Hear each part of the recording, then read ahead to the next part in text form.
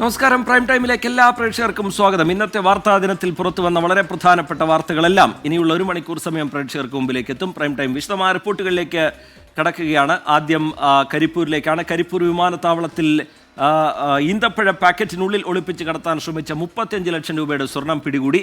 താമരശ്ശേരി സ്വദേശികളായ Abdul അസീസിനെയും Muhammad ബഷീറിനെയും police കസ്റ്റഡിയിലെടുത്തിട്ടുണ്ട്. Sameer bin Kareem വിവരങ്ങളുമായി മലപ്പുറത്ത് നിന്ന് ചേരുന്നുണ്ട്. സമീർ, എങ്ങനെയാണ് ഇവർ വലയിലായത്? ഇതെവിടേക്ക് കൊണ്ടുപോകാനുള്ള സ്വർണം? എന്താണ് ഈ ഘട്ടത്തിൽ ലഭ്യമാകുന്ന വിവരങ്ങൾ? സമീർ. റിജിത്ത്, ഒരു ഇടവേളയ്ക്ക് ശേഷം കരിപ്പൂർ വിമാനത്താവളത്തിൽ വീണ്ടും സ്വർണ്ണക്കടത്ത് സജീവമാകുന്നു എന്നാണ് ഈ സംഭവം സൂചിപ്പിക്കുന്നത്. ഈ കസ്റ്റംസിന്റെ പരിശോധന മറികടന്ന് പുറത്തെത്തിയ യാത്രക്കാരിൽ നിന്നാണ് വിമാനത്താവളത്തിന് പുറത്തു വെച്ച് പോലീസ് സ്വർണം പിടികൂടിയിരിക്കുന്നത്. ജിദ്ദയിൽ നിന്നും ഇൻഡിഗോ വിമാനത്തിൽ വന്ന താമരശ്ശേരി സ്വദേശി അബ്ദുൽ അസീസ് എന്ന് പറയുന്ന 40-കാരനാണ് ഈ സ്വർണം കടത്തിയിരിക്കുന്നത്. ഇയാളുടെ ബാഗേജിലുണ്ടായിരുന്ന ഈന്തപ്പഴത്തിന്റെ പാക്കറ്റിൽ ഈന്തപ്പഴത്തിനിടയിലാണ് ഇയാൾ സ്വർണ്ണാഭരണം ഒളിപ്പിച്ച് കടത്തിയത് എന്നുള്ളതാണ് പോലീസ് അറിയിച്ചിരിക്കുന്നത്.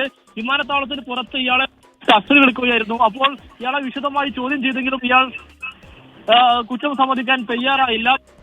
ഇയാളുടെ ബാഗിൽ തുറന്ന് പരിശോധിച്ചപ്പോഴാണ് സ്വർണം കണ്ടെത്താനായത്. ഇയാളിൽ നിന്നും സ്വർണം സ്വീകരിക്കാനെത്തിയ താമരശ്ശേരി സ്വദേശി ബഷീർ എന്ന് പറയുന്നയാളെയും പോലീസ് കസ്റ്റഡിയിലെടുത്തിരിക്കുകയാണ്. ഈ സ്വർണ്ണക്കടത്തിന് പിന്നിലുള്ളവരെ കണ്ടെത്താനുള്ള ശ്രമം ഇതോടുകൂടി ആരംഭിക്കുന്നു എന്നാണ് പോലീസ് വ്യക്തമാക്കിയിട്ടുള്ളത്. വിശദമായി ഇവരെ ചോദ്യം ചെയ്തു വരികയാണെന്നും പോലീസ് പറയുന്നു. ഏതായാലും പിടികൂടിയ സ്വർണം കോടതിയിലും വിശദമായ റിപ്പോർട്ട് തുടരന്വേഷണത്തിന് വേണ്ടി കസ്റ്റംസിന് സമർപ്പിക്കുമെന്ന് പോലീസും അറിയിച്ചിട്ടുണ്ട്. ശ്രീജിത്ത്, കസ്റ്റംസിന്റെ പരിശോധന കഴിഞ്ഞ് പുറത്തിറങ്ങിയവരെ പോലീസാണ് പിടികൂടിയിരിക്കുന്നത്, കസ്റ്റഡിയിൽ എടുത്തിരിക്കുന്നത്. ഈ ഈന്തപ്പഴ പാക്കറ്റിനുള്ളിൽ ഒളിപ്പിച്ച് കടത്താൻ ശ്രമിച്ച 35 ലക്ഷം രൂപയുടെ സ്വർണ്ണമാണ് പിടികൂടിയിരിക്കുന്നത്.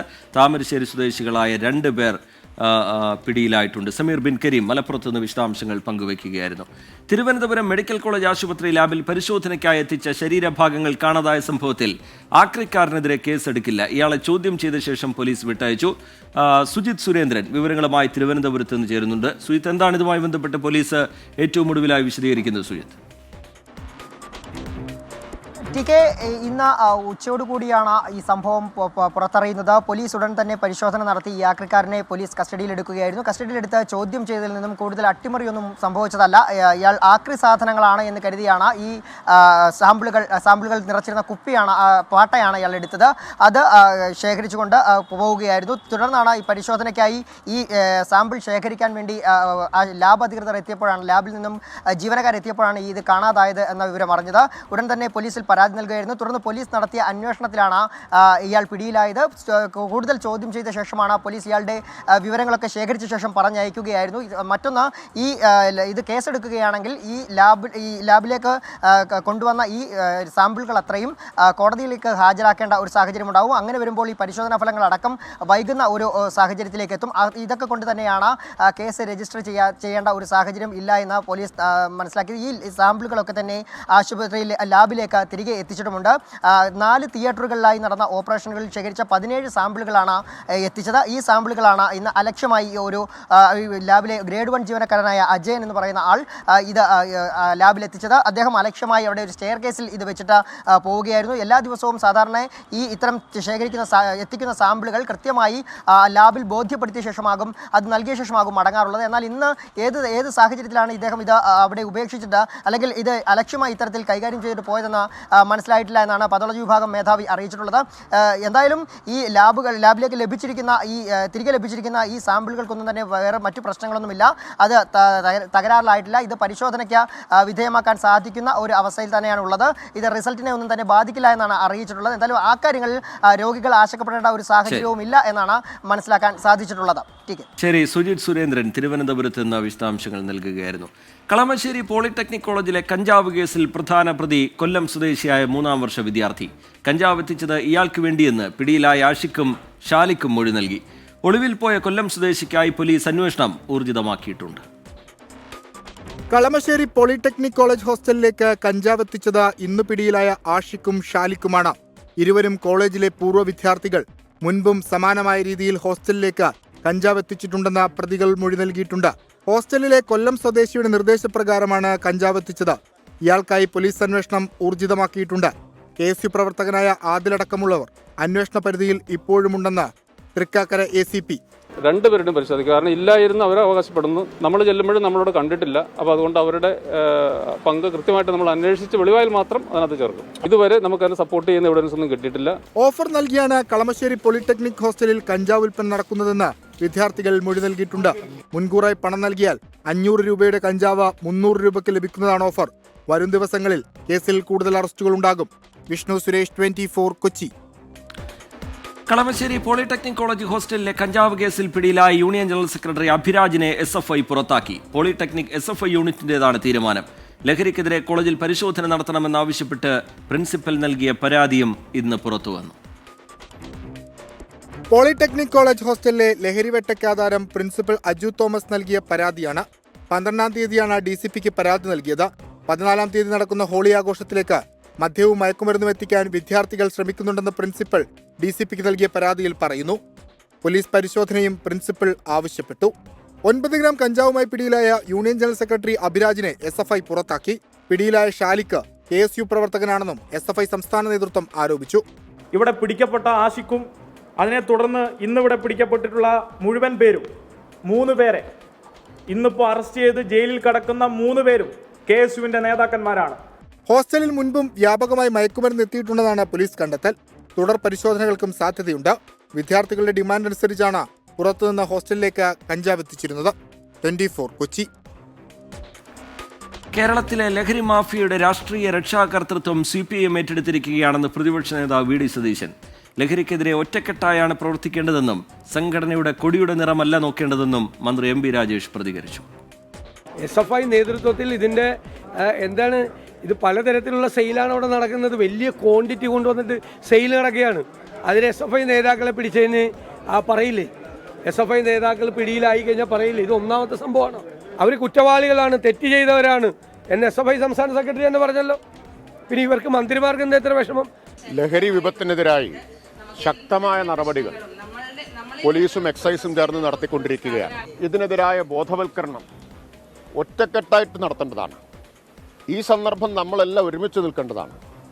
പക്ഷെ നിർഭാഗ്യകരമെന്ന് പറയട്ടെ, ബഹുമാനപ്പെട്ട പ്രതിപക്ഷ നേതാവ് ഉൾപ്പെടെയുള്ള ആളുകൾ നടത്തുന്ന പ്രസ്താവനകൾ വളരെ നിരാശപ്പെടുത്തുന്നതാണെന്ന് മാത്രമേ ഞാൻ മിതമായ ഭാഷയിൽ പറയുന്നുള്ളൂ.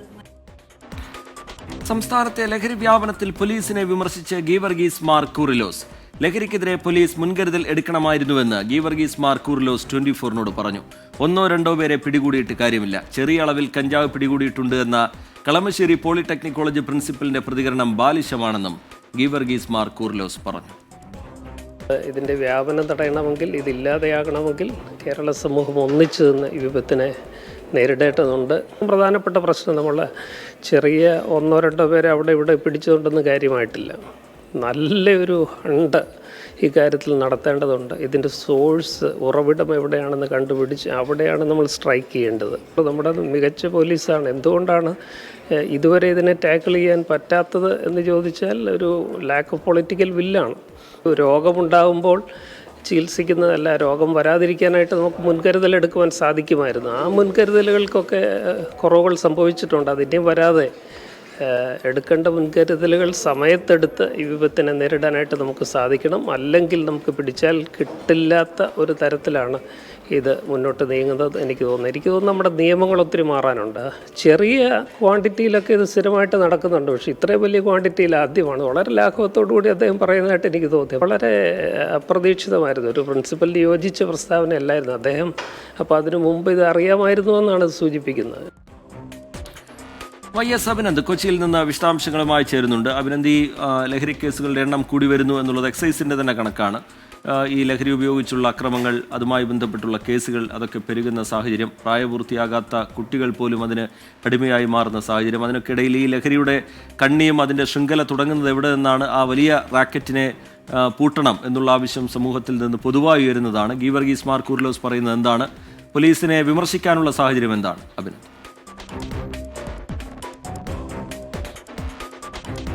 രാജ്യത്ത് സംസ്ഥാനത്തെ വ്യാപകമായ ലഹരി ഉപയോഗത്തിനെതിരെയാണ് വിമർശനവുമായി ഗീവർഗീസ് മാർ കുറിലോസ് രംഗത്തെത്തിയത്. അദ്ദേഹം പറഞ്ഞത് ഇപ്രകാരമാണ്: പോലീസ് ഉണർന്ന് പ്രവർത്തിക്കേണ്ട സമയം അതിക്രമിച്ചിരുന്നു എന്നതാണ് ഗീവർഗീസ് മാർ കുറിലോസ് വ്യക്തമാക്കിയത്. ഇപ്പോൾ കാണിക്കുന്ന ഉണർവും ജാഗ്രതയും നേരത്തെ സ്വീകരിച്ചിരുന്നുവെങ്കിൽ ഈ വിപത്തിന് എന്നേ ഒരു തടയിടാൻ സാധിക്കുമെന്നും ഗീവർഗീസ് മാർ കുറിലോസ് വ്യക്തമാക്കി.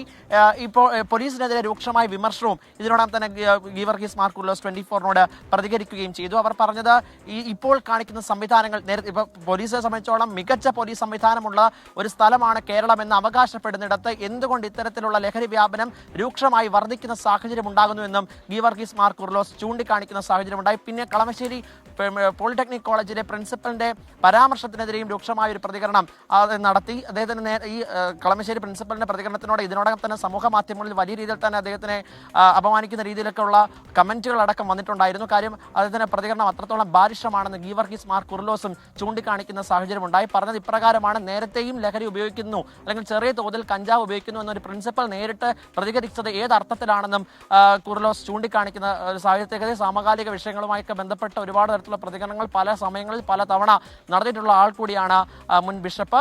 അപ്പം അത്തരത്തിലേക്ക് ഈ ലഹരി വ്യാപനത്തിനെതിരെ ഒന്നിച്ച് പോരാടിയില്ലെങ്കിൽ അത് സംസ്ഥാനത്തിന്റെ ഗതി മറ്റൊരു രീതിയിലേക്ക് മാറുമെന്നും പറയുന്നു. ഇപ്പോൾ കാണിക്കുന്ന ഈ സംവിധാനങ്ങളുടെ ഊർജ്ജം ഇനി അങ്ങോട്ടും ഉണ്ടാകുമെന്നും പ്രതീക്ഷിക്കുന്നു. ഒപ്പം തന്നെ SK Net40ക്ക് ആശംസകൾ കൂടി ഈ മാർ ഗീവർഗീസ് കുറിലോസിന്റെ പ്രതികരണത്തിൽ നിന്നും ഉണ്ടായി. ലഹരിക്കെതിരെ നടത്തുന്ന യാത്രയിൽ പൂർണ്ണമായ പിന്തുണ ഇതിനോടകം തന്നെ ഉണ്ടാകുമെന്നും ഗീവർഗീസ് മാർ കുറിലോസ് വ്യക്തമാക്കി. കൊച്ചിയിൽ നിന്ന് വിശദാംശങ്ങൾ പങ്കുവയ്ക്കുകയായിരുന്നു. സൈബർ ആക്രമണം നേരിടുന്ന CPM നേതാവ് G. സുധാകരനെ പിന്തുണച്ച് H. സലാം MLA. KPCC പരിപാടിയിൽ പങ്കെടുത്തത് മഹാ അപരാധമല്ല. CPM-ന് സൈബർ ഇടങ്ങളിൽ പെരുമാറ്റച്ചട്ടമുണ്ട്. അതിന് വിരുദ്ധമായി ആരും പ്രവർത്തിക്കരുത്. G. സുധാകരൻ ആശയ അടിത്തറയുള്ള ആളാണെന്നും H. സലാം പറഞ്ഞു.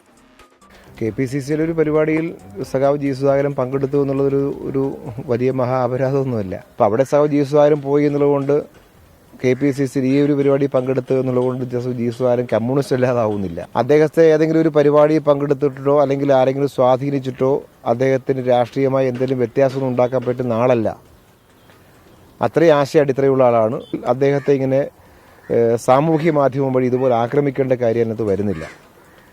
അത് ആര് ചെയ്താലും, ഏത് പ്രദേശത്തുള്ളവർ ചെയ്താലും, ആര് ചെയ്താലും ഒരു വളരെ തെറ്റായ ഒരു കാര്യമാണ് അദ്ദേഹത്തിന് നേരെ ചെയ്തിട്ടുള്ളത്.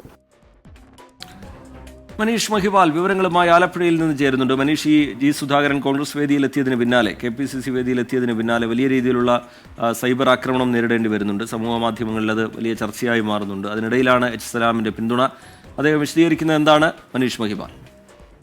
വിജിത്ത്, നേരത്തെ കഴിഞ്ഞ നിയമസഭാ തെരഞ്ഞെടുപ്പിൽ അമ്പലപ്പുഴ മണ്ഡലത്തിൽ H. സലാമിന്റെ വോട്ട് വിഹിതത്തിൽ കുറവ് വന്നതിൽ G. സുധാകരൻ കാര്യമായ മണ്ഡലത്തിൽ പ്രവർത്തിച്ചില്ല എന്ന് പാർട്ടിക്കടക്കം പരാതി കൊടുത്ത CPM-ന്റെ ജില്ലാ സെക്രട്ടേറിയറ്റ് അംഗം കൂടിയാണ് H. സലാം. പക്ഷേ ഈ വിഷയത്തിൽ KPCC-യുടെ ഒരു പൊതുപരിപാടിയിൽ മുൻ മന്ത്രി കൂടിയായിട്ടുള്ള കമ്മ്യൂണിസ്റ്റ് നേതാവ് G. സുധാകരൻ പങ്കെടുത്തതിൽ ധാർമ്മികമായ പ്രശ്നങ്ങളില്ല എന്ന പ്രതികരണമാണ് സലാം നൽകുന്നത്. ഒപ്പം തന്നെ അദ്ദേഹത്തെ പിന്തുണയ്ക്കുന്നുണ്ട്.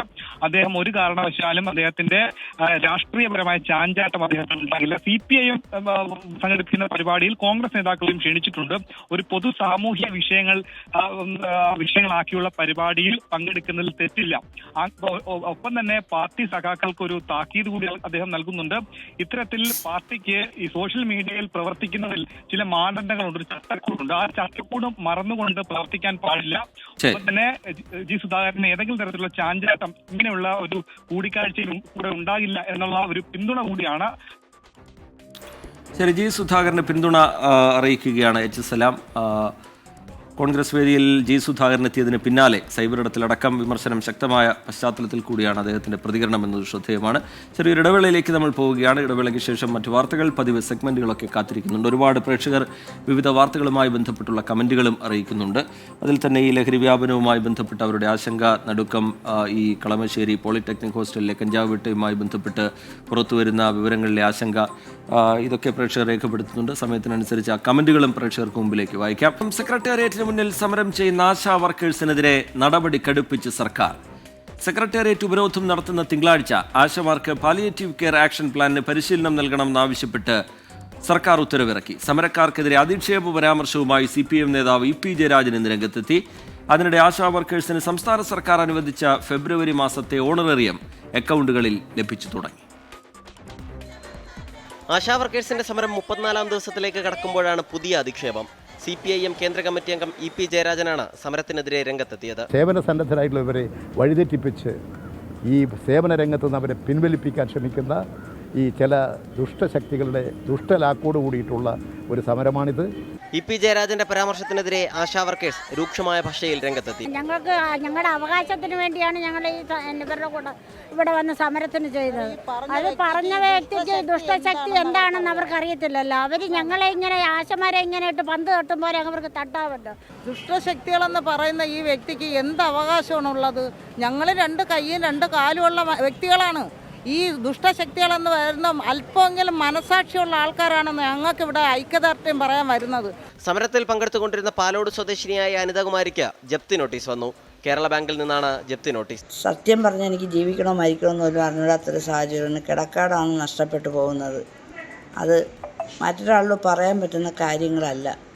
എന്ത് പോൻ വഴി ചെയ്യണമെന്ന് എനിക്കിപ്പോൾ ഒന്നും അറിയില്ല. ഞാനിപ്പോൾ ആശാ വർക്കറായിട്ട് ജോലി ചെയ്യുകയാണ്. ഈ സാമ്പത്തിക ബുദ്ധിമുട്ടും എല്ലാം കൊണ്ട് ഞാനിപ്പോൾ ആകെ തകർന്നു നിൽക്കുന്ന ഒരു നിലയിലാണ്. അതേസമയം സെക്രട്ടേറിയറ്റിന് മുന്നിലെ ആശാ വർക്കേഴ്സിന്റെ സമരം പൊളിക്കാൻ പരിശീലന പദ്ധതിയുമായി സർക്കാർ രംഗത്തെത്തി. എല്ലാ ആശാ വർക്കർമാരെയും പങ്കെടുപ്പിച്ച് പാലിയേറ്റീവ് കെയർ ആക്ഷൻ പ്ലാനിന് പരിശീലനം നൽകണമെന്നാണ് നിർദ്ദേശം.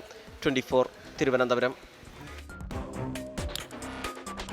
ഒരു വലിയ ദൗത്യവുമായി 24 ജനങ്ങൾക്കിടയിലേക്ക് ഇറങ്ങുകയാണ്. മയക്കുമരുന്ന് വ്യാപനത്തിനും അക്രമങ്ങൾക്കുമെതിരെ ജനങ്ങളെ അണിനിരത്താൻ 24. Chief editor R. Sreekandan Nair മാധ്യമരംഗത്ത് 40 വർഷം പിന്നിടുന്ന ആഘോഷവേള ജനജാഗ്രതയുടെ സന്ദേശമാകുകയാണ്. SKN40 എന്ന് പേരിട്ട ജനകീയ യാത്രയ്ക്ക് നാളെ തുടക്കമാകും. എൻ്റെ കേരളം എൻ്റെ അഭിമാനം എന്ന കേരള യാത്രയുടെ മുഖ്യ സന്ദേശം അരുതക്രമം അരുത് ലഹരി എന്നാണ്. നാടിൻ്റെ മുക്കിലും മൂലയിലും പര്യടനം നടത്തുന്ന കേരള യാത്ര 1 മാസക്കാലം നീണ്ടു നിൽക്കും.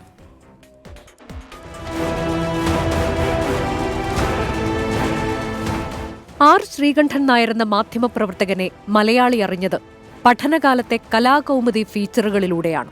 തലപ്പൊക്കമുള്ള എഴുത്തുകാരുടെ ഇടമാണ് കലാകൗമുദി. തൃശൂർ ശ്രീ കേരളവർമ്മ കോളേജിൽ അധ്യാപകനായിരുന്നു ഇന്ന് മലയാളികളുടെ പ്രിയപ്പെട്ട SKN.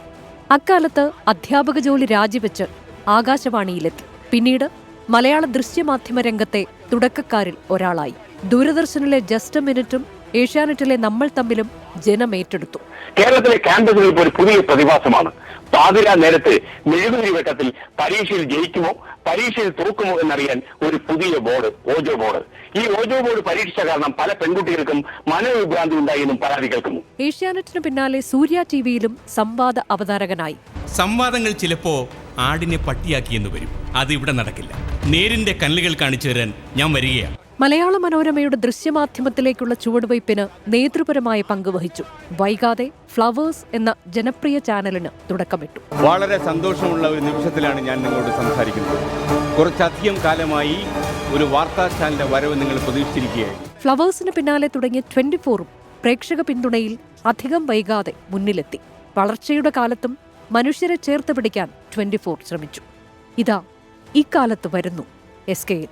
ഇനി ലഹരിക്കെതിരായ പ്രതിരോധത്തിന്റെ നാളുകൾ. എൻ്റെ കേരളം എൻ്റെ അഭിമാനം.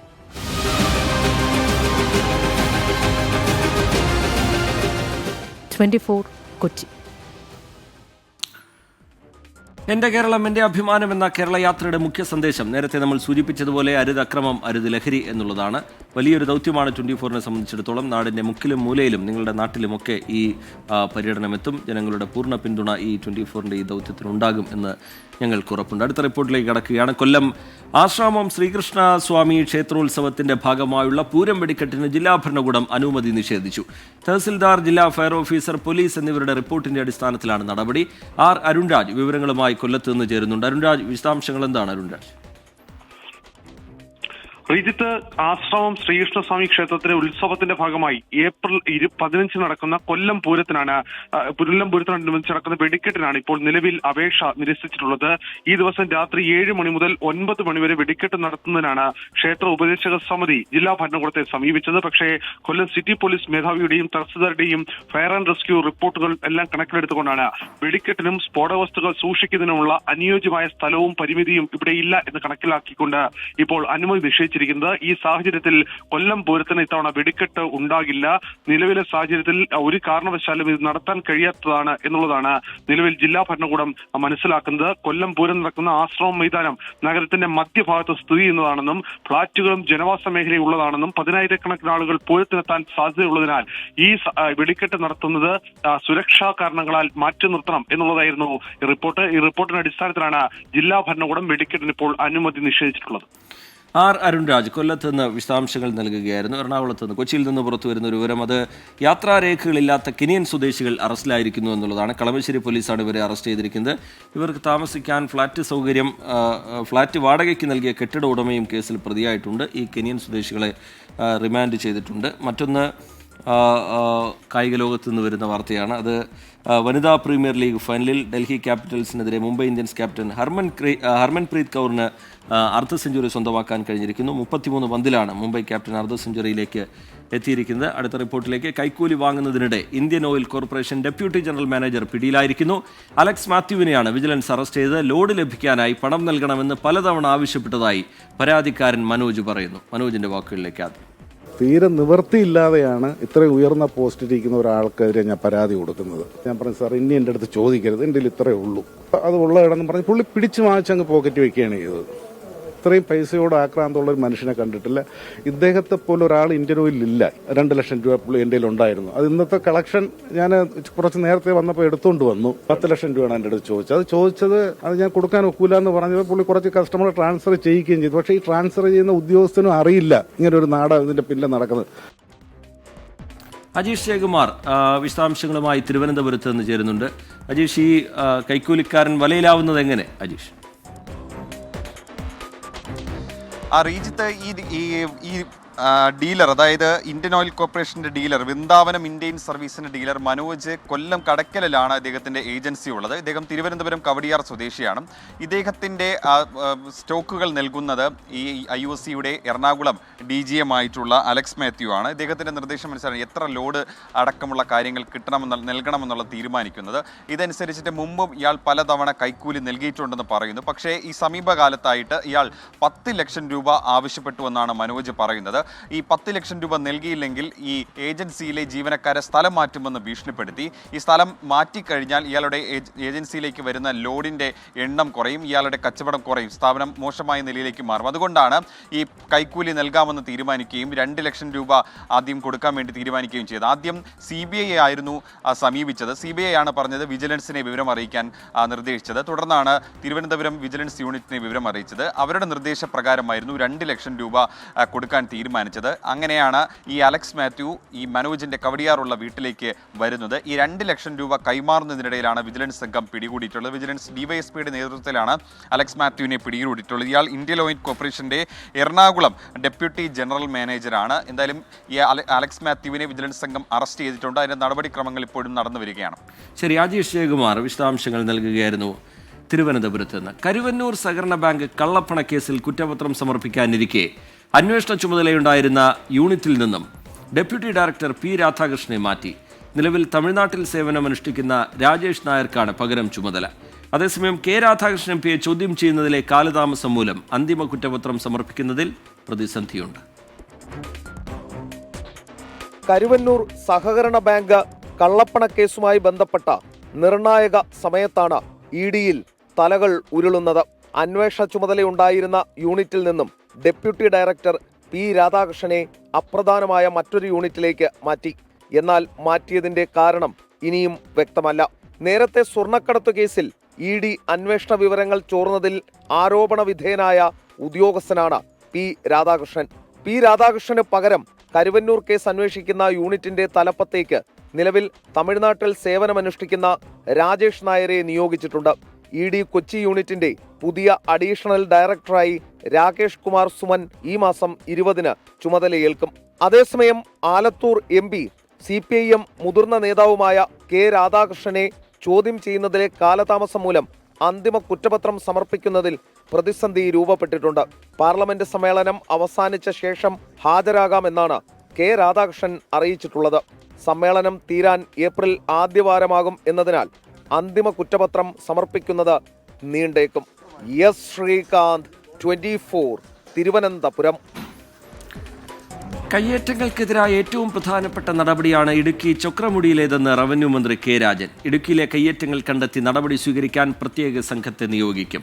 വ്യാജപ്പട്ടയം നിർമ്മിച്ച് ഭൂമി കയ്യേറിയവർക്കെതിരെ ക്രിമിനൽ നടപടിയിലേക്ക് കടക്കാൻ ദേവികുളം സബ് കളക്ടർക്ക് നിർദ്ദേശം നൽകിയെന്നും റവന്യൂ മന്ത്രി വ്യക്തമാക്കി.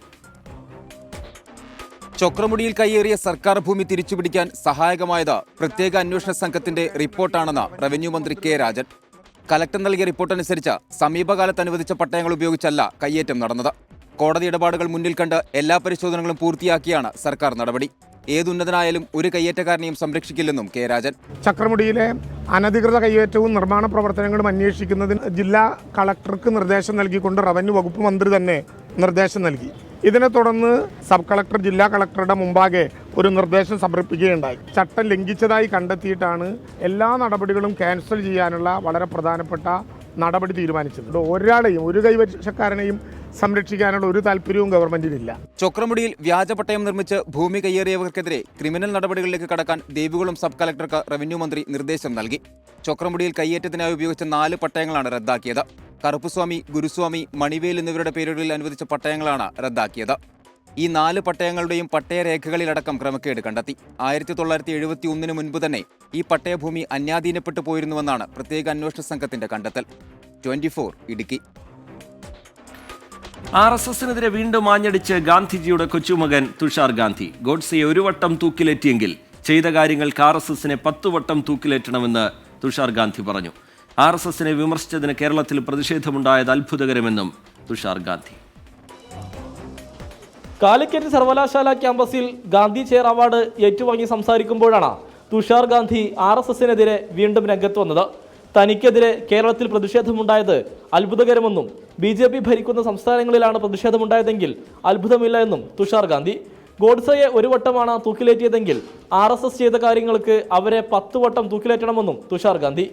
The RSS would be sentenced to death 10 times over. Nathuram was hanged only once. RSS would get 10 death sentence for the crime they committed. There is so much evidence in the Kapoor Commission's report. But I'm not doing this because I'm seeking revenge for my great-grandfather's murder. I am doing this because I love my nation, my country, and I refuse to allow them to murder the soul of my nation and my country.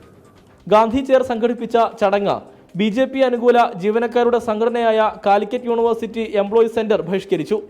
Tushar ഗാന്ധിയുടെ RSS വിരുദ്ധ പ്രസ്താവനയിൽ പ്രതിഷേധിച്ചായിരുന്നു ബഹിഷ്കരണം. 24 തിരൂർ. കേരളത്തിലേക്ക് വൻതോതിൽ ലഹരി കടത്തിയ സംഘത്തിലെ 2 പേർ കൂടി പോലീസിന്റെ പിടിയിൽ. നൈജീരിയൻ പൗരനെയും ത്രിപുര സ്വദേശിയുമാണ് ബംഗളൂരുവിൽ നിന്ന് ബത്തേരി പോലീസിന്റെ പിടിയിലായിരിക്കുന്നത്. വിപിൻ സി വിജയൻ വിവരങ്ങളുമായി വയനാട്ടിൽ നിന്ന് ചേരുന്നുണ്ട്. വിപിൻ, എങ്ങനെയാണ് ഇവർ വലയിലായത്? ഇവരുടെ പ്രവർത്തനം എങ്ങനെയായിരുന്നു? പോലീസ് ഈ ഘട്ടത്തിൽ വിശദീകരിക്കുന്ന കാര്യങ്ങൾ എങ്ങനെ വിപിൻ? റിജിത്ത്, നൈജീരിയൻ സ്വദേശിയായ ചിക്ക അബാജുവോ, ത്രിപുര അഗർത്തല സ്വദേശിയായിട്ടുള്ള സന്ദീപ് മാലിക്, ഇവരാണിപ്പോൾ പിടിയിലായിരിക്കുന്നത്. സുൽത്താൻ ബത്തേരി പോലീസും ലഹരി വിരുദ്ധ സ്ക്വാഡും ചേർന്നാണ് ഇവരെ അറസ്റ്റ് ചെയ്തത്. ഇവര് ബാംഗ്ലൂരിലെ MDMAയുടെ മൊത്ത വ്യാപാര സംഘത്തിൽപ്പെട്ടവരെന്നാണ് പോലീസ് പറയുന്നത്. ബാംഗ്ലൂരിലെ ഫ്ളാറ്റിൽ നിന്നാണ് ബത്തേരി SHO NP രാഘവന്റെ നേതൃത്വത്തിലുള്ള പോലീസ് സംഘം ഇവരെ പിടികൂടിയിരിക്കുന്നത്. മൊബൈൽ ഫോണും ലാപ്ടോപ്പും ഉൾപ്പെടെയുള്ളവ കണ്ടെത്തിയിട്ടുണ്ട്. ഇവരുടെ കൂട്ടുപ്രതിയായിട്ടുള്ള ടാൻസാനിയൻ സ്വദേശിയായിട്ടുള്ള പ്രിൻസ് കഴിഞ്ഞ ദിവസം ബാംഗ്ലൂരിൽ നിന്ന് പിടിയിലായിരുന്നു. ഇവരൊക്കെ തന്നെ ബാംഗ്ലൂരിലെ ഗവൺമെന്റ് കോളേജിൽ BCA വിദ്യാർത്ഥികളാണ്. അപ്പോൾ കഴിഞ്ഞ ദിവസം ഏകദേശം ഫെബ്രുവരി 24-ന് മുത്തങ്ങ ചെക്ക് പോസ്റ്റിൽ വെച്ച് മലപ്പുറം സ്വദേശിയായിട്ടുള്ള ഷഫീഖ് എന്നൊരാൾ MDMAയുമായി പിടികൂടിയിരുന്നു. അപ്പോൾ ആ കേസുമായി ബന്ധപ്പെട്ടിട്ടുള്ള അന്വേഷണമാണ് ഇപ്പോൾ ഈ വിദേശികളെ അടക്കം അറസ്റ്റ് ചെയ്യുന്നതിലേക്ക് എത്തിയിരിക്കുന്നത്. ചില്ലറ വിൽപ്പനയ്ക്കും സ്വന്തം ആവശ്യത്തിനൊക്കെ ആയിട്ടായിരുന്നു ഷഫീഖ് MDMA കടത്തിയത്. ഈ MDMA വന്ന വഴി ബാംഗ്ലൂരിൽ നിന്നാണ്. അപ്പോൾ അതിനാണ് ഇപ്പോൾ 2 പേർ കൂടി അറസ്റ്റിലായിരിക്കുന്നത്. വരും ദിവസങ്ങളിൽ കൂടുതൽ അറസ്റ്റ് ഉണ്ടാകുമെന്നുള്ളതാണ് ഇതിൽ നിന്ന് മനസ്സിലാവുന്നത്. വിപിൻ സി വിജയൻ വയനാട്ടിൽ നിന്ന് വിശദാംശങ്ങൾ പങ്കുവയ്ക്കുകയായിരുന്നു. ലഹരിക്കേസിൽ പഞ്ചാബിൽ പിടിയിലായ 2 ടാൻസാനിയൻ വിദ്യാർത്ഥികൾക്ക് മലയാളികളുമായി അടുത്ത ബന്ധം. മലയാളികളുടെ ബാങ്ക് അക്കൗണ്ടുകളിൽ നിന്നും പ്രതികളുടെ അക്കൗണ്ടുകളിലേക്ക് പണം എത്തിയതായി പോലീസ് കണ്ടെത്തിയിട്ടുണ്ട്. കോഴിക്കോട് ജില്ലാ മജിസ്ട്രേറ്റ് കോടതിയിൽ ഹാജരാക്കിയ പ്രതികളെ റിമാൻഡ് ചെയ്തു. 18 മണിക്കൂർ ചോദ്യം ചെയ്തതിൽ നിന്നാണ് ലഹരിക്കടത്തിൽ പോലീസിന് നിർണായക വിവരങ്ങൾ ലഭിച്ചത്. പ്രതികളായ ഡേവിഡ് എൻഡമി, അറ്റ്ക ഹരുണ എന്നിവരുടെ ബാങ്ക് അക്കൗണ്ടുകളിലേക്ക് മലയാളികൾ ഉൾപ്പെടെ പണം അയച്ചിട്ടുണ്ട്. ലഹരി മരുന്ന് കൈമാറിയതിന്റെ പണമാകാം ഇതെന്നാണ് പോലീസിന്റെ സംശയം. ബാങ്ക് വിവരങ്ങൾ ശേഖരിച്ച ശേഷം ഇവരെ കേന്ദ്രീകരിച്ച് അന്വേഷണം നടത്തും. ഇതോടെ കാരന്തൂർ MDMA കേസിൽ കൂടുതൽ പേർ ഉൾപ്പെട്ടിട്ടുണ്ടെന്ന് ഉറപ്പായി. പ്രതികൾ മലയാളികൾക്ക് ലഹരി കൈമാറുന്നതിലെ പ്രധാനികളാണെന്നും പോലീസ് സ്ഥിരീകരിച്ചു. കോടതിയിൽ ഹാജരാക്കിയ പ്രതികളെ റിമാൻഡ് ചെയ്തു. പോലീസ് അടുത്ത ദിവസം കസ്റ്റഡി അപേക്ഷ സമർപ്പിക്കും. രാഹുൽ സുരേഷ്, 24 കോഴിക്കോട്. സംസ്ഥാനത്തെ ലഹരി ശൃംഖല അത് എത്രത്തോളം ശക്തമാണ് എന്ന് വ്യക്തമാക്കുകയാണ് എക്സൈസിന്റെ ഓപ്പറേഷൻ ക്ലീൻ സ്റ്റേറ്റ്. സംസ്ഥാനത്ത് കഴിഞ്ഞ ഒരാഴ്ചക്കിടെ മാത്രം പിടിച്ചെടുത്തത് 2 കോടിയോളം രൂപയുടെ ലഹരി വസ്തുക്കളാണ് എന്ന് കണക്കുകൾ സൂചിപ്പിക്കുന്നു. 554 കേസുകൾ രജിസ്റ്റർ ചെയ്തിട്ടുണ്ട്. വിവിധ കേസുകളിലായി 570 പേർ പ്രതിപട്ടികയിലുണ്ട്. സംസ്ഥാനത്ത് ലഹരി ഉപയോഗവും അതേ തുടർന്നുള്ള അക്രമങ്ങളും വ്യാപകമായതോടെയാണ് എക്സൈസ് വിഭാഗം ഒരാഴ്ച നീണ്ടുനിന്ന ഓപ്പറേഷൻ ക്ലീൻ സ്ലേറ്റ് പദ്ധതി നടപ്പാക്കിയത്. വിവിധ എക്സൈസ് യൂണിറ്റുകൾ നടത്തിയ പരിശോധനയിൽ കഴിഞ്ഞ ഒരാഴ്ചക്കിടെ പിടിച്ചെടുത്തത് 1,90,00,000 രൂപയുടെ ലഹരി വസ്തുക്കളാണ്. 554 കേസുകൾ രജിസ്റ്റർ ചെയ്തതിൽ 570 പേർ പ്രതിപ്പട്ടികയിൽ ഉൾപ്പെട്ടിട്ടുണ്ട്. 3,568 റെയ്ഡുകൾ, 33,709 വാഹന പരിശോധന എന്നിവ ഓപ്പറേഷൻ ക്ലീൻ സ്ലേറ്റിന്റെ ഭാഗമായി നടന്നു. പോലീസ്, വനം, മോട്ടോർ വാഹന വകുപ്പ് തുടങ്ങിയ സേനകളുമായി ചേർന്നുള്ള 50 സംയുക്ത പരിശോധനകളും കൂട്ടത്തിലുണ്ട്. 33,709 വാഹനങ്ങൾ പരിശോധിച്ച എക്സൈസ് മയക്കുമരുന്ന് കടത്തിയ 27 എണ്ണം പിടിച്ചെടുത്തു. ഒളിവിലായിരുന്ന 26 പ്രതികളടക്കം 555 പേർ പിടിയിലായി.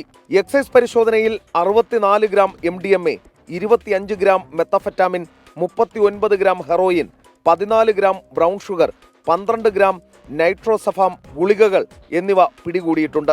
113 കിലോ കഞ്ചാവ്, 14 കിലോ കഞ്ചാവ് കലർത്തിയ ചോക്ലേറ്റ്, 96 ഗ്രാം കഞ്ചാവ് കലർത്തിയ ഭാങ്, 29 ലിറ്റർ ഹാഷിഷ് ഓയിൽ, 20 ഗ്രാം ചരസ് എന്നിവയും റെയ്ഡിൽ പിടിച്ചു. മയക്കുമരുന്നുമായി ബന്ധപ്പെട്ട പരിശോധനയിൽ 450 അബ്കാരി കേസുകളും 2028 പുകയില കേസുകളും പിടികൂടി. 10,430 ലിറ്റർ സ്പിരിറ്റ്, 931 ലിറ്റർ അനധികൃത വിദേശ മദ്യം, 3,048 ലിറ്റർ വാഷ്, 82 ലിറ്റർ ചാരായം, 289 കിലോ പുകയില ഉൽപ്പന്നങ്ങൾ എന്നിവയും ഓപ്പറേഷൻ ക്ലീൻ സ്ലേറ്റിന്റെ ഭാഗമായി എക്സൈസ് പിടികൂടി. എസ് ശ്രീകാന്ത്, 24, തിരുവനന്തപുരം. തിരുവനന്തപുരത്ത് മോഷണക്കേസിൽ തമിഴ്നാട് സ്വദേശിനികൾ പിടിയിൽ. തൂത്തുക്കുടി മധുര സ്വദേശിനികളെയാണ് ഫോർട്ട് പോലീസ് പിടികൂടിയിരിക്കുന്നത്. അജീഷ് ജയകുമാർ വിവരങ്ങളുമായി തിരുവനന്തപുരത്ത് നിന്ന് ചേരുന്നുണ്ട്. അജീഷ്, 2 സ്ത്രീകളാണ് പിടിയിലായിരിക്കുന്നത്. ഇവർ ഈ ആൾക്കൂട്ടത്തിൽ സ്ത്രീകളെയും കുട്ടികളെയും ഒക്കെയാണ് ലക്ഷ്യമിടുന്നത് എന്ന് പോലീസ് വിശദീകരിക്കുന്നു. എന്താണ് പോലീസ് പറയുന്നത് അജീഷ്? റീജിയത്തിൽ തിരക്കിലൊക്കെ ഉള്ള സ്ഥലങ്ങളിൽ സ്ത്രീകളുടെയും കുട്ടികളുടെയും ആഭരണങ്ങളും വിലപിടിപ്പുള്ള സാധനങ്ങളും കവർ ചെയ്യുന്ന തമിഴ് സ്ത്രീകളാണ് പിടിയിലായിട്ടുള്ളത്. ഈ ആറ്റുകാൽ പൊങ്കാല ആ ദിവസവും കിഴക്കേക്കോട്ട നോർത്ത് സ്റ്റാൻഡിൽ ഈ ബന്ധുവിനോടൊപ്പം ബസ്സിലേക്ക് കയറുന്ന സുകുമാരി അമ്മയുടെ 2 പവന്റെ മാല ഈ സ്ത്രീകൾ പൊട്ടിച്ചെടുത്ത് കടന്നുകളയാൻ ശ്രമിച്ചിരുന്നു. തമിഴ്നാട് തൂത്തുക്കുടി സ്വദേശിയായ അനുവും മധുര സ്വദേശിയായ ഈശ്വരി എന്നിവരാണ് ഫോർട്ട് പോലീസിന്റെ പിടിയിലായിട്ടുള്ളത്. കൂടുതൽ അന്വേഷണത്തിൽ ഇവർ തന്നെയാണ് ഈ ആറ്റുകാൽ പൊങ്കാലയുടെ തലേ ദിവസവും ഈ കിള്ളിപ്പാലം സൂര്യ ഹോട്ടലിന് സമീപത്ത് വെച്ച് ശാന്തകുമാരിയുടെ 2.5 പവന്റെ മാല മോഷ്ടിച്ചെടുത്തതെന്നും പോലീസ് കണ്ടെത്തിയിട്ടുണ്ട്. അവിടുത്തെ CCTV ദൃശ്യങ്ങളിൽ നിന്നും പരിശോധിച്ചപ്പോഴാണ് ഇവർ തന്നെയാണ് മോഷണം നടത്തിയെന്ന് മനസ്സിലായത്. ഈ അറസ്റ്റ് ചെയ്ത പ്രതികളെ കോടതിയിൽ ഹാജരാക്കി റിമാൻഡ് ചെയ്തിട്ടുണ്ട്. അജീഷ് ജയകുമാർ തിരുവനന്തപുരത്ത് നിന്ന് വിവരങ്ങൾ നൽകുകയായിരുന്നു. ക്രിപ്റ്റോ കറൻസി തട്ടിപ്പ് കേസിൽ രാജ്യാന്തര കുറ്റവാളി അലക്സേജ് ബെസിയോക്കോവിനെ ജുഡീഷ്യൽ കസ്റ്റഡിയിൽ വിട്ടു. ഡൽഹിയിലെ പട്യാല ഹൗസ് കോടതിയുടേതാണ് നടപടി. കേരള പോലീസ് ഡൽഹിയിലെത്തിയാണ് അലക്സേജിനെ കോടതിയിൽ ഹാജരാക്കിയത്. ശതകോടികളുടെ ക്രിപ്റ്റോ തട്ടിപ്പ് നടത്തിയ കേസിലെ പ്രതിയായ ലിത്വാനിയൻ പൗരൻ അലക്സേജ് ബെസിയോക്കോവിനെ ഇന്ന് രാവിലെ അന്വേഷണ സംഘം ഡൽഹിയിലെത്തിച്ചു. ഉച്ചയ്ക്ക് 1:15 ഡൽഹി പട്യാല ഹൗസ് കോടതിയിൽ ഹാജരാക്കി. പ്രതിയെ 3 ദിവസത്തേക്ക് ജുഡീഷ്യൽ കസ്റ്റഡിയിൽ വിട്ടു. തീഹാർ ജയിലിലേക്ക് മാറ്റുന്ന അലക്സേജിനെ CBI കസ്റ്റഡിയിൽ വാങ്ങും. അമേരിക്ക പിടികിട്ടാപ്പുള്ളിയായി പ്രഖ്യാപിച്ച അലക്സേജ് ബെസിയോക്കോവിനെ തിരുവനന്തപുരം വർക്കലയിൽ നിന്നാണ് പോലീസ് പിടികൂടുന്നത്. വിദേശത്തേക്ക് കടക്കാൻ ശ്രമിക്കുന്നതിനിടെയായിരുന്നു അറസ്റ്റ്. ഗ്യാരൻഡെക്സ് എന്ന പേരിൽ ക്രിപ്റ്റോ കറൻസി എക്സ്ചേഞ്ച് നടത്തിയിരുന്ന അലക്സേജ് കമ്പ്യൂട്ടർ ഹാക്കിംഗ്, മയക്കുമരുന്ന് ഇടപാടുകളിലും ഉൾപ്പെട്ടിരുന്നു. 24 ഡൽഹി. മുൻ പങ്കാളി എലിസബത്തിനും യൂട്യൂബർ അജു അലക്സിനുമെതിരെ പരാതിയുമായി നടൻ ബാലയും ഭാര്യ കോകിലയും. സമൂഹമാധ്യമത്തിൽ തന്നെ അപകീർത്തിപ്പെടുത്താൻ മുൻ ഭാര്യ അമൃതയുമായി ചേർന്ന് ഇരുവരും ശ്രമിക്കുന്നു എന്നാണ് പരാതി. പരാതിയിൽ ബാലയുടെയും ഭാര്യയുടെയും മൊഴി കൊച്ചി സൈബർ പോലീസ് രേഖപ്പെടുത്തി. സമൂഹമാധ്യമങ്ങളിലൂടെ തുടർച്ചയായി തങ്ങളെ അപമാനിക്കുന്നു എന്നതാണ് നടൻ ബാലയുടെയും ഭാര്യ കോകിലയുടെയും പരാതി. കൊച്ചി സിറ്റി പോലീസ് കമ്മീഷണർ ഓഫീസിൽ നേരിട്ടെത്തി ഇരുവരും പരാതി നൽകി.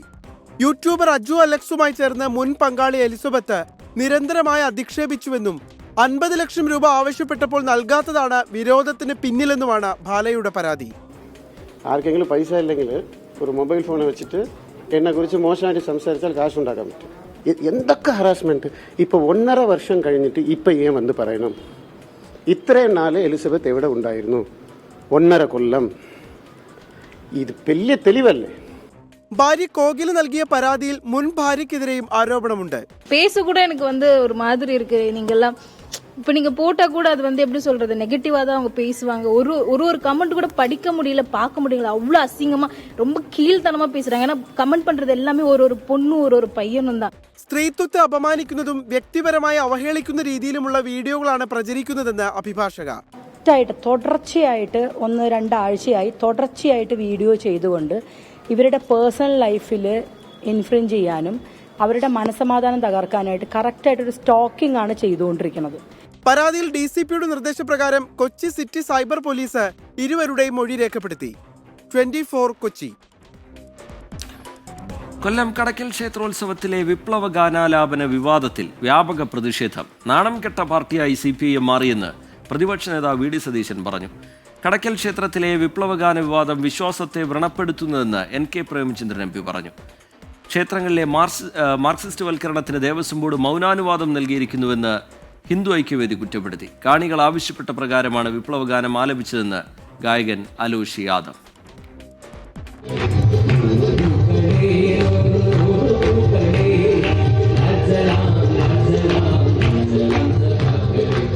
കടക്കൽ ദേവീക്ഷേത്രത്തിലെ തിരുവാതിര ഉത്സവത്തിലെ സംഗീത പരിപാടിയിൽ CPIM DYFI പതാകകളുടെ പശ്ചാത്തലത്തിൽ വിപ്ലവ ഗാനങ്ങൾ ആലപിച്ചതിൽ വ്യാപക പ്രതിഷേധമാണ് ഉയരുന്നത്.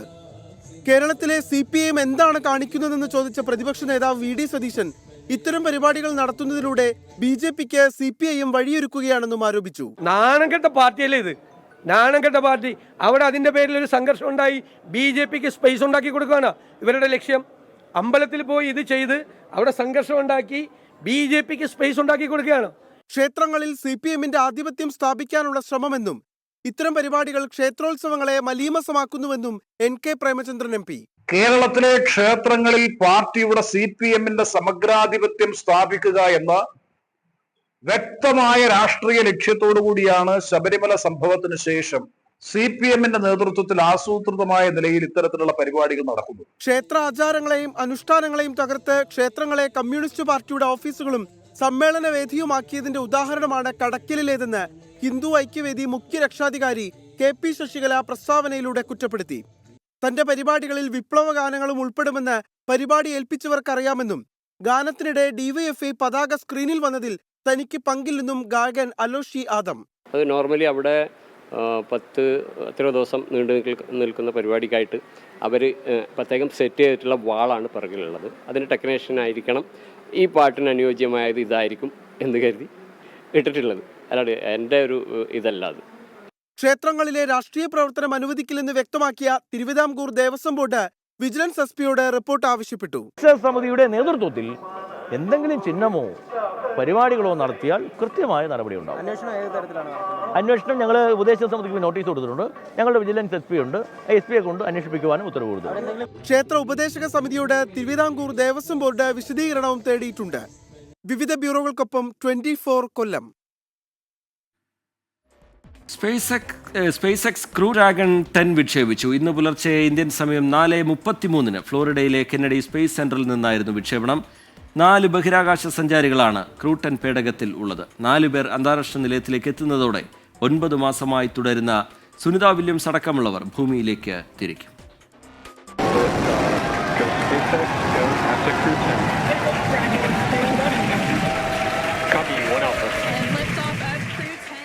വിക്ഷേപണത്തറയിലെ സാങ്കേതിക തകരാറുകൾ മൂലം മാർച്ച് 12 മാറ്റിവെച്ച ക്രൂ 10 വിക്ഷേപണമാണ് ഇന്ന് രാവിലെ 4:33 ഫ്ലോറിഡയിലെ നാസയുടെ കെനഡി സ്പേസ് സെന്ററിൽ നിന്നും നടന്നത്. സ്പേസ് എക്സ് ഫാൽക്കൺ 9 റോക്കറ്റിലായിരുന്നു ഡ്രാഗൺ ക്രൂ 10 ബഹിരാകാശ പേടകത്തിന്റെ വിക്ഷേപണം. 4 ബഹിരാകാശ സഞ്ചാരികളാണ് ക്രൂ 10 ദൗത്യത്തിലുള്ളത്. നാളെ രാവിലെ ഇന്ത്യൻ സമയം 9 മണിക്ക് പേടകം അന്താരാഷ്ട്ര ബഹിരാകാശ നിലയത്തിൽ ഡോക്ക് ചെയ്യും. കുറച്ചു ദിവസത്തേക്ക് അന്താരാഷ്ട്ര ബഹിരാകാശ സ്റ്റേഷനിൽ സഞ്ചാരികളുടെ എണ്ണം ഇതോടെ 11 മാറും.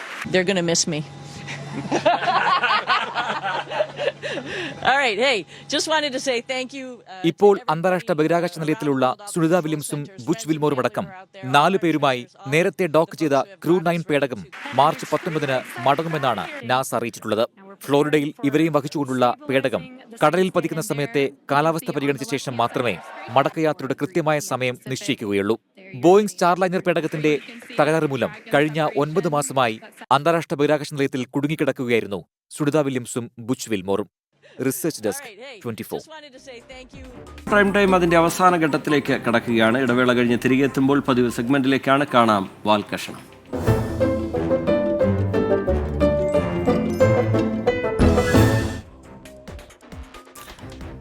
സമ്മേളനം കഴിഞ്ഞ് CPIM ആദ്യ സംസ്ഥാന കമ്മിറ്റി ചേർന്നു. സമ്മേളനത്തിലെ പരാതികൾ പരസ്യമാക്കിയവർക്കെതിരെ നടപടി ഉണ്ടാകുമെന്ന് MV ഗോവിന്ദൻ മാസ്റ്റർ സൂചന നൽകിയിട്ടുണ്ട്. എന്ത് നടപടി വന്നാലും സഹിക്കുമെന്ന് പറഞ്ഞ A പത്മകുമാറിന് സഹിക്കാൻ കഴിയുന്ന നടപടികളായിരിക്കുമോ പാർട്ടി സ്വീകരിക്കുക? കാണാം M അഫ്സൽ തയ്യാറാക്കിയ വാൽകഷണം. അങ്ങനെ സമ്മേളനം കഴിഞ്ഞിട്ടുള്ള ആദ്യത്തെ കമ്മിറ്റി കൂടി പൊട്ടലും ചീറ്റലൊന്നും ഉണ്ടായിട്ടില്ലെന്നും ഐക്യം ഒച്ചത്തിൽ വിളിച്ചോതിയെന്നും കമ്മിറ്റി വിലയിരുത്തി. അവരുടെ ഐക്യവും യോജിപ്പും എടുത്തുകാട്ടിയ സമ്മേളനമായിരുന്നു സംസ്ഥാന സമ്മേളനം. അങ്ങനെയാണെങ്കിൽ ഐക്യം ആലോചിച്ചിട്ടാന്ന് തോന്നുന്നു താടിക്ക് കൈ കൊടുത്ത ഒരാൾ ഇങ്ങനെ ഇരുന്നിരുന്നു. മാഷ അത് കണ്ടീന്നോ? ഇതൊക്കെയാണ് നിങ്ങൾ പഠിപ്പിക്കേണ്ട കുട്ടികൾ. അപ്പൊ താടിക്ക് ഇങ്ങനെ കൈ കൊടുത്തിരുന്ന് ചിന്തിച്ചവരുടെ ചിന്ത പരിഗണിക്കാൻ കമ്മിറ്റിക്കാര് തീരുമാനിച്ചോ? പോസിറ്റീവായ കാര്യം മാത്രം എടുത്താൽ മതി, നെഗറ്റീവിലും വിട്ടുകളിയാ. അപ്പൊ 52 വർഷത്തെ പരിചയം പറഞ്ഞിട്ടൊന്നും കമ്മിറ്റിക്കാരും നെഗറ്റീവ് ആക്കണ്ട. എൻ്റെ 52 വർഷക്കാലത്തെ പ്രവർത്തന പാരമ്പര്യത്തെക്കാൾ വലുതാണ് അവരുടെ 9 വർഷക്കാലത്തെ പ്രവർത്തനം. അപ്പൊ നിങ്ങൾ തോന്നിയ പോലെല്ലാം പറയുന്നുണ്ട്. ആ പറയുന്നതിനും ഞാൻ മറുപടി പറയാൻ ഉദ്ദേശിക്കുന്നില്ല. മറുപടി പ്രതീക്ഷിക്കണ്ട. തൽക്കാലം നമുക്ക് റിട്ടയർമെന്റിനെ കുറിച്ച് ആലോചിക്കുക. 75 വയസ്സിലാണ് റിട്ടയർമെന്റ്. ഞാൻ 66-ാമത്തെ വയസ്സിൽ റിട്ടയർ ചെയ്തു എന്ന് ഞാൻ കരുതുകയാണ്. സെന്റി അടിച്ചു നോക്കി, പക്ഷെ മെയിൻറ്റ് ചെയ്തില്ല. ആര് നോക്കുന്നു നിങ്ങളെ ഈ വർത്താനെല്ലാം? അവഗണന, അടിമത്തം, അപകർഷ ജീവിതം. അപ്പൊ മാസ്ക് 52 കൊല്ലത്തിന് ഒരു വാല്യൂ കൊടുക്കണമെന്ന് ഒരു അഭിപ്രായം ഇല്ലല്ലേ? ഇല്ല, ഞങ്ങൾക്ക് അങ്ങനത്തെ അഭിപ്രായം. പത്മകുമാറാട്ടാ, നിങ്ങളുടെ കണ്ണീര് കമ്മിറ്റി കൂടിയിട്ടും ആരും കണ്ടിട്ടില്ല. പക്ഷേ ഞങ്ങളെ പോലൊക്കെയുള്ള ഈ പാർട്ടി പ്രവർത്തിച്ച് പാർട്ടി ബ്രാഞ്ച് കൂടി ലോക്കൽ കമ്മിറ്റി കൂടി പത്രവും ചേർത്തൊക്കെ നടക്കുന്ന പാവങ്ങൾ ഇതിനകത്തുണ്ട് എന്നുള്ളൊരു ബോധ്യം ഉപരി കമ്മിറ്റിക്ക് ഉണ്ടാവണം എന്നുള്ളതേ ഞാൻ പറഞ്ഞുള്ളൂ. മാഷേ, വസനം പൊട്ടാണ്. കുറെ കൊല്ലം കഷ്ടപ്പെട്ട് കൊടുത്ര. ഇവിടെ എത്ര വർഷക്കാലം പ്രവർത്തിച്ചു എന്നുള്ളതല്ല, എക്സ്പീരിയൻസിന് പ്രാധാന്യമല്ല. അതിന് 2 കാര്യമാണ് ഞങ്ങൾ അടിസ്ഥാനപരമായി കാണുന്നത്. ഒന്ന് അതിന്റെ മെറിറ്റാണ്, മറ്റൊന്ന് അതിന്റെ മൂല്യമാണ്. അപ്പൊ പത്മകുമാറില് മൂല്യം കാണാത്ത സ്ഥിതിക്ക് ആക്ഷൻ വരും അല്ലേ? പാർട്ടിക്കകത്തും സംഘടനക്കകത്തും പറയേണ്ട കാര്യങ്ങൾ പരസ്യമായിട്ട് പറഞ്ഞു എന്നുള്ളത് പാർട്ടിക്കകത്ത് സംഘടനാപരമായ തെറ്റായ നിലപാടാണ്. ആ നിലപാട് സ്വീകരിച്ചവർ ആരൊക്കെയുണ്ടോ അവർക്കെല്ലാം എതിരായിട്ട് ശരിയായ സംഘടനാപരമായ നിലപാട് സ്വീകരിച്ചു പോകും പാർട്ടി. അത് ആര് എന്നുള്ള പ്രശ്നമൊന്നുമില്ല. പക്ഷെ 52 കൊല്ലം ഇതൊക്കെ കണ്ടും കേട്ടും നിന്ന ഒരാളല്ലേ. മൂപ്പര് സഹിക്കാനൊക്കെ നന്നായിട്ട് പഠിച്ചു. എന്ത് നടപടി പാർട്ടി സ്വീകരിച്ചാലും അത് അംഗീകരിക്കാനും ഞാൻ തയ്യാറാണ്. അത് ഞങ്ങൾ ചെയ്യും. അപ്പൊ സഹിക്കാൻ പറ്റണ നടപടിയാണോ വരിക? ഇനി സഹിക്കാൻ പറ്റാത്ത നടപടി വന്നാല് സഹി കിട്ടണ മാർഗങ്ങൾ നോക്കുമെന്നൊക്കെ കാത്തിരുന്ന് കാണാം.